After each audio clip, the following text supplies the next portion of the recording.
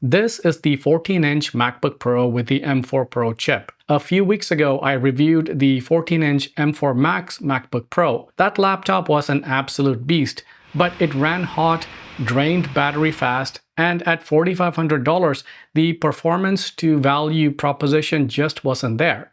That led me to the 14-inch M4 Pro MacBook Pro, which cost $8,000 less. In this review, I want to answer one simple question.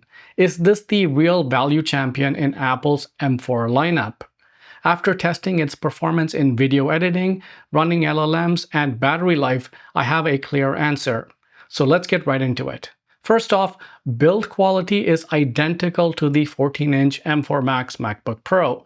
This laptop has the same amazing keyboard, trackpad, and mini LED screen, though I did skip the nano texture option again.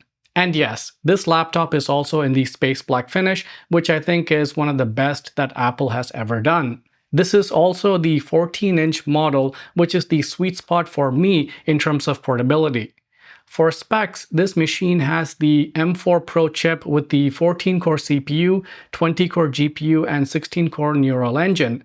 It has 48GB of RAM and 1TB of SSD. This is essentially the highest-end M4 Pro MacBook Pro that you can buy. Compared to the M4 Max, the M4 Pro has half the GPU cores, half the media engines, and half the memory bandwidth at 273 gigabits per second versus 546 gigabits per second. But as you will see later in the video, that doesn't mean half the performance. I started out by testing video editing. I ran 3 consecutive renders of the team-to-film timeline in Resolve. The first render completed in 401 seconds, and the second and third render completed in 403 seconds and 404 seconds respectively. And just for good measure, I ran a fourth render which completed in 401 seconds. Right off the bat, the M4 Pro was more consistent in the render times across the board. For comparison, the best render time that I got on the M4 Max was 240 seconds, and subsequent render times on that machine increased by 10% each time. Even though the M4 Pro has half the GPU cores and media engines compared to the M4 Max, it's not taking twice as long. In fact, it's only 40% slower, meaning GPU cores don't scale perfectly. Put it differently, adding more GPU cores to the M4 Max chip doesn't seem to increase its performance in a linear fashion. This means the M4 Pro's GPU cores are actually more efficient, and the memory bandwidth at 273 gigabits per second was more than adequate. Memory pressure stayed in the green, though it was roughly double the height of what I saw on the M4 Max. There were occasional yellow spikes, but it was too infrequent to consider as a lack of memory, and I suspect this had more to do with other apps being open in the background like Resolve, ChatGPT, and Ollama. With that said, 48 gigabytes of RAM is more than enough for 99% of users. 24 gigabytes might be a bit tight for heavier workflows, but there is no need to jump to 64 gigabytes, which you can only do on the Mac Mini, by the way. To test AI workload performance, I ran 2 versions of the DeepSeek R1 model using Ollama, the 14 billion parameter version and the 1.5 billion parameter version.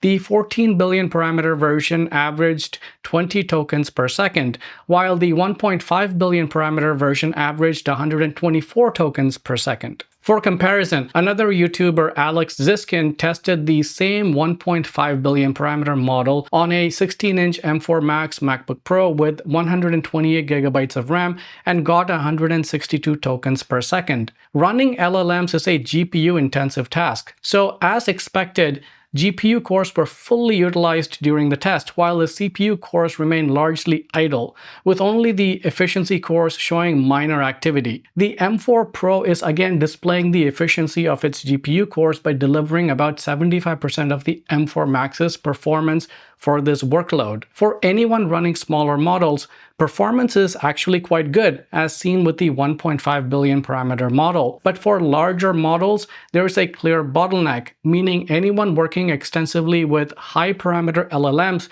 might need a more specialized machine. If you want a deep dive on LLMs on the Mac, I'll leave a link to Alex's video below. Now, the M4 Pro gets something new, which is power mode selection. Previously, this was exclusive to the Max chips. So I ran the video render test in both low power mode and high power mode to see if it makes a difference. In low power mode, the render completed in 401 seconds and the battery dropped by 7%. In high power mode, the render completed in 402 seconds and the battery dropped by 8%. So high power mode drained my battery just a bit more and didn't improve render times at all.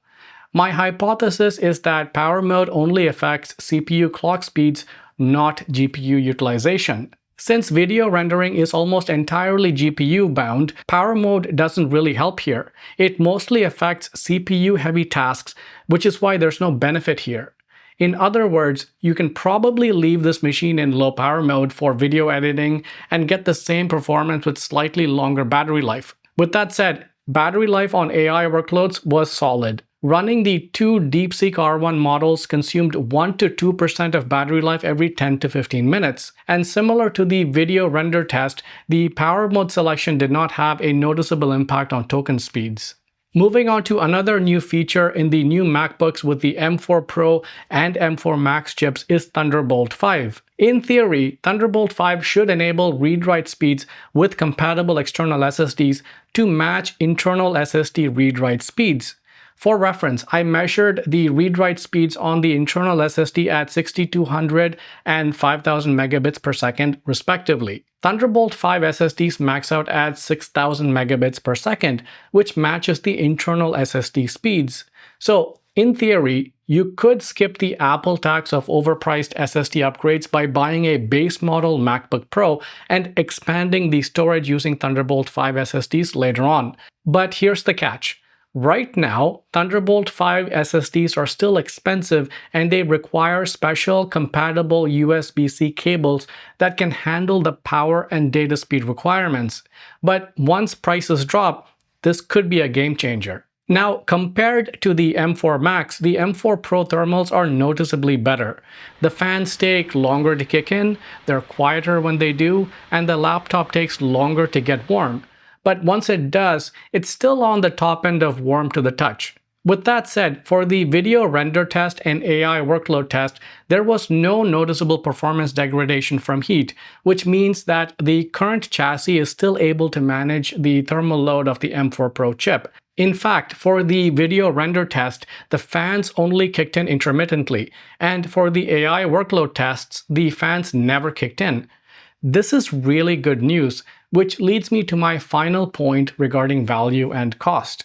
The M4 Pro MacBook Pro that I tested cost $3449. Compared to that, the M4 Max MacBook Pro I tested a few weeks ago costed $4,500. So you're paying a little more than $1,000 for the M4 Max. But does that extra cost translate into proportional gains? Let's break it down in terms of performance per dollar. For video editing, the M4 Pro costs just under $9 per second of render time. The M4 Max costs just over $19 per second of render time. So you're paying over 2.2 times more per second with the M4 Max chip, even though you're not getting twice the performance. That's diminishing returns in action. So the M4 Pro delivers better value per dollar spent on video editing. Now, for AI workloads, the M4 Pro came in at 0.036 tokens per second per dollar spent, while the M4 Max chip came in at 0.035 tokens per second per dollar spent. So in AI workloads, performance per dollar is nearly identical. At the end of the day, the only reason to get an M4 Max is if you absolutely need maxed out GPU power.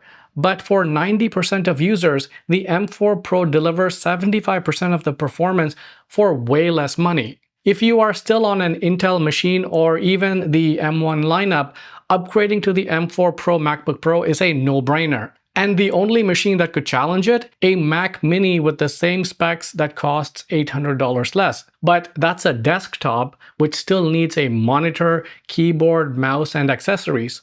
This might be a negative or a positive depending on how you look at it.